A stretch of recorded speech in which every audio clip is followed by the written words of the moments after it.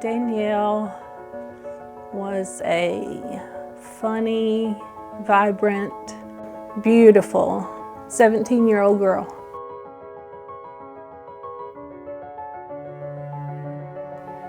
We gave her the nickname Redneck Princess because she was so tall and it was hard to find her jeans. So we ended up finding her jeans. So they were about $100 a pair. But then you could go to Walmart and buy her a $5 t-shirt. I mean, she'd wear a dress and boots, you know, so we were like, well, you're just kind of a little redneck princess, aren't you? March 6th, 2016. It was a Sunday. Danielle had spent the night at her friend's house. She came by and she had her friend Kayla with her. And she said, can I spend the night with Kayla tonight? And I said, Danielle, I said, you know how I feel about you spending the night on school nights. And I said, you know we don't do that. And she said, I know, Mom, but this is the last time. This is the last time I'll ask, I promise. And we went and ate. We got home and kind of got settled in. And my phone rang. And it was one of her friends from school, so I answered it. And he said, Miss Tracy, he said, this is Jason. He said, I'm not sure if you remember me. And I said, yeah, Jason, what's going on? And he said, Danielle's been in a wreck. We finally get there and we pull up. I just started running down the road. I got to right there on the side of the road to where I could see the car. And I could see people standing around the car. And I mean, it was just all like a blur. And there was this paramedic standing here beside me. And he said, ma'am, do you know who's in that car? And I said, yes, that's my daughter. What are you doing? Why are you standing here? Go help my daughter. Go get her out of that car. And about that time, he put his arm around me and put his arm on my shoulder and he turned me around. And when he turned me around, I knew. So there were 4 people in the vehicle and 3 people were killed.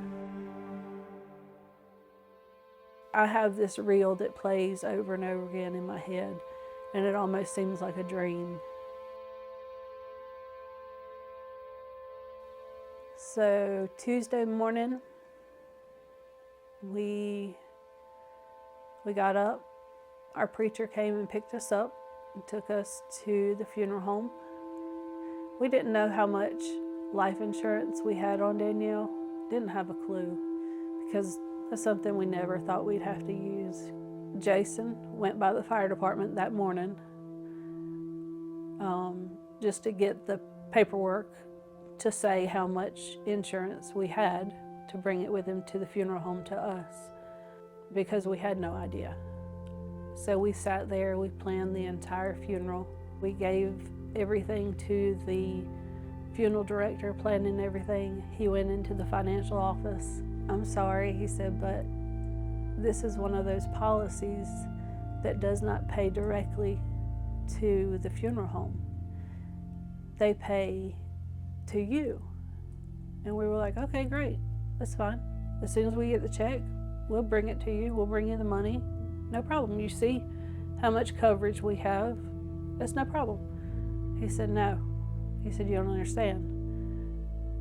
Since it pays to you, you have to pay us up front before we do this funeral. We were like, what? We were like, how do we do that? And he said, well, it's no big deal. He said, we can just postpone the funeral. We can just hold her until you get the check, and then you can just bring it to us.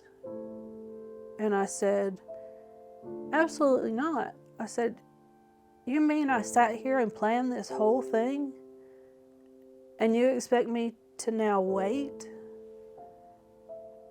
for days and mourn the loss of my daughter for even longer? I said, I mean, this is hard enough as it is. So I guess Jason made a phone call to the representative at AFBA and told them the situation.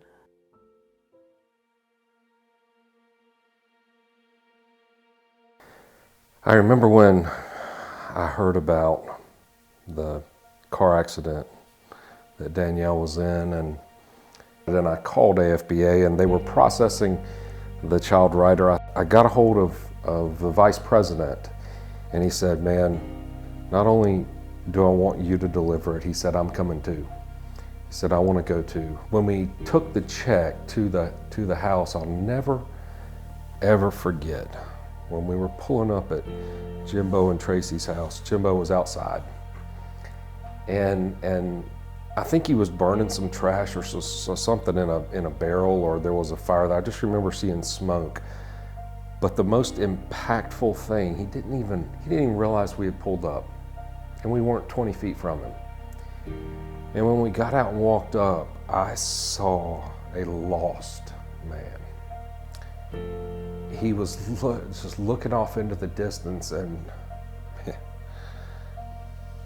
I could taste the grief and the pain in the air. And they came in and they said, Miss Williams, and I said, yes.